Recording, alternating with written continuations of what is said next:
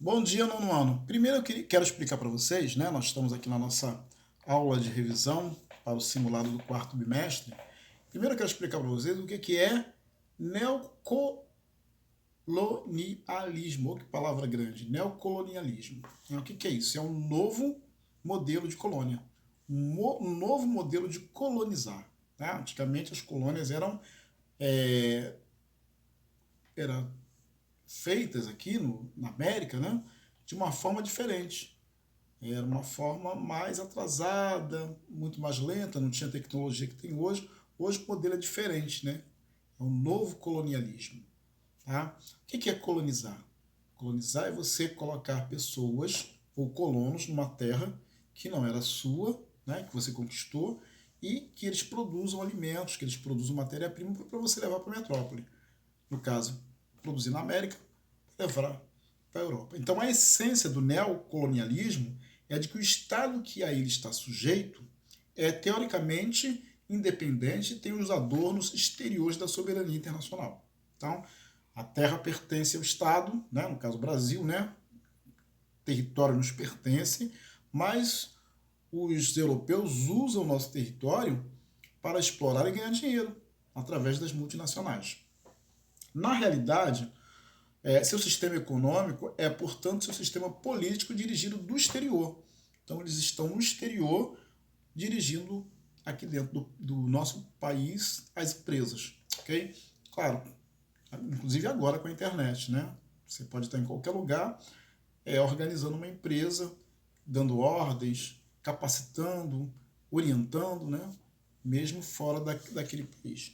Os métodos e a forma de direção pode tomar vários aspectos. Por exemplo, num caso extremo, as tropas de uma potência imperialista podem guarnecer o território de um Estado neocolonial e controlar o seu governo, certo? Podem rapidamente, através da força, né, de um grande exército, controlar aquele território e o governo.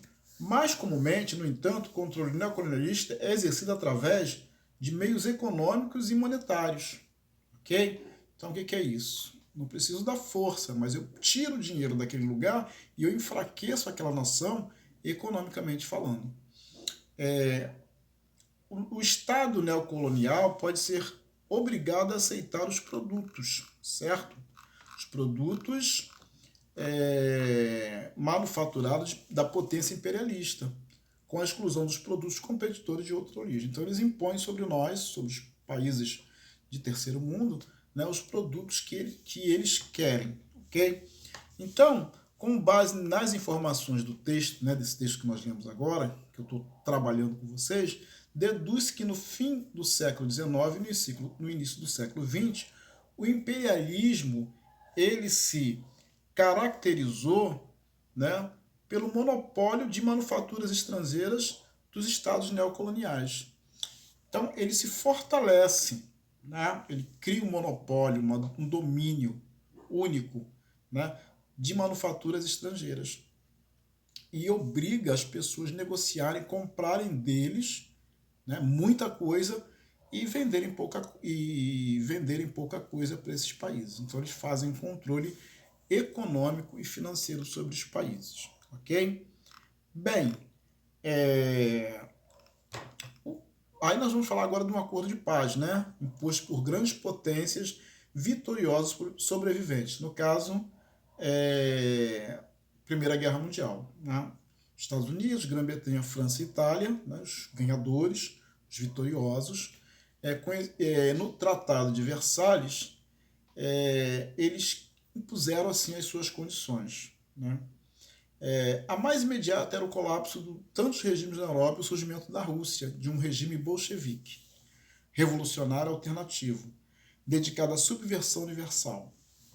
Um imã para as forças revolucionárias de todas as partes. Então, tinha uma preocupação com isso. Segundo, havia necessidade de controlar a Alemanha, né, que afinal quase tinha derrotado sozinha toda a coalização aliada. Terceiro, o mapa da Europa tinha de ser redividido, certo? E retraçado, tanto para enfraquecer a Alemanha, quanto para preencher os grandes espaços vazios deixados na Europa e no Oriente Médio, pela derrota e colapso simultâneo dos impérios russo, Habsburgo e otomano. Né? Então, de acordo com o texto, esse texto que nós acabamos de ler, o fim da Primeira Guerra Mundial produziu grandes mudanças geopolíticas na Europa. E entre elas está a reorganização das fronteiras, né? Após o fim dos impérios russo, otomano e austro-húngaro. Então, reorganizar as fronteiras era fundamental para eles, para que eles pudessem, né, dar uma estrutura diferente na questão geopolítica europeia. Ok? Vamos passar para o texto, né, que também trata sobre a questão do fascismo. Né? O fascismo foi um regime, né, acontecido que a Itália, através de Mussolini,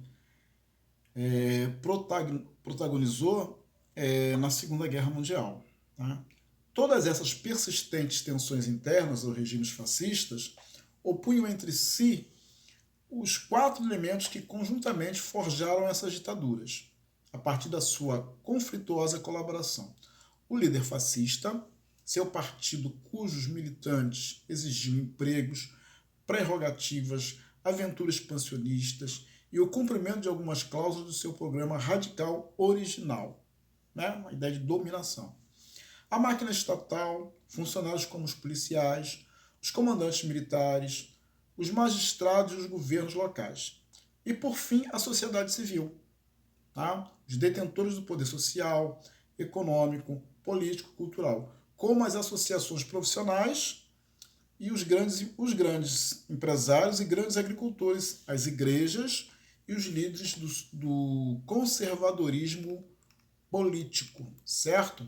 Aí, segundo esse texto, né, interessante, um elemento comum entre os regimes fascistas europeus do século XX é o ato de apoio de elites políticas e econômicas tradicionais, certo?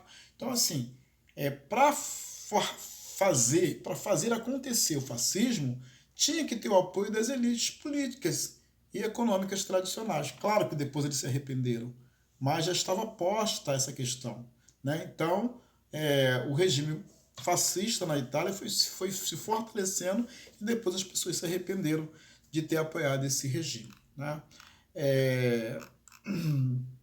A outra questão quanto às consequências objetivas sobre a política dos estados e a estrutura do poder. Nota-se a falência do sistema liberal e a carência da iniciativa privada obrigaram o poder público a intervir. São todos levados a infringir as máximas liberais que vedam o Estado, a intervenção no domínio entregue à iniciativa privada, individual ou coletiva. Esse é o texto 1. Texto 2. A intervenção estatal teve matizes diversos, segundo as peculiaridades nacionais, as situações e circunstâncias políticas e sociais. Não se julgue, no entanto, que se tratou de levar a cabo uma planificação da economia. Nem sequer o New Deal, que é o novo acordo americano, de intervenção mais profunda e ampla, pode ser considerado como um sistema de planificação econômica. O intervencionismo conservador dos anos 30, inclusive nos países totalitários, contribuiu para amparar a empresa privada. Esses 2 textos tratam da questão econômica, da crise que aconteceu nos Estados Unidos, na grande crise de 1929. Ok? Aí ele vai começar a querer, né, discutir e questionar algumas questões aqui que é interessante nesses 2 textos. Né? O New Deal, política econômica de recuperação nos Estados Unidos, após a crise de 1929, consolidou-se por meio do rompimento de uma política liberal de não intervenção na economia. Então, como eles estavam passando por crise, o que eles tinham que fazer? Eles não podiam aplicar uma política liberal. Então, eles fizeram uma intervenção na economia. Eles colocaram dinheiro público em obras. E, com isso, a economia dos Estados Unidos começou a se movimentar. Né? Isso favoreceu muito para que os Estados Unidos saíssem da crise que estava vivendo. Ok? Bem, um outro texto também, né? Gostaria que vocês prestassem atenção, que ele trata sobre duas grandes revoluções, né? A Revolução Inglesa e Revolução Francesa, né? As duas tratam, né? As duas tratam-se da questão da derrubada do absolutismo, da monarquia parlamentar, guerra civil, republicana, reação termidoriana, ditadura pessoal, restauração, superação de restauração e encerramento da Revolução. Também na Revolução Russa observam-se uma dinâmica bastante semelhante àquelas duas revoluções. Com efeito, não temos também, no caso da Revolução Russa, uma vez derrubada a monarquia absolutista, um regime constitucional, tá?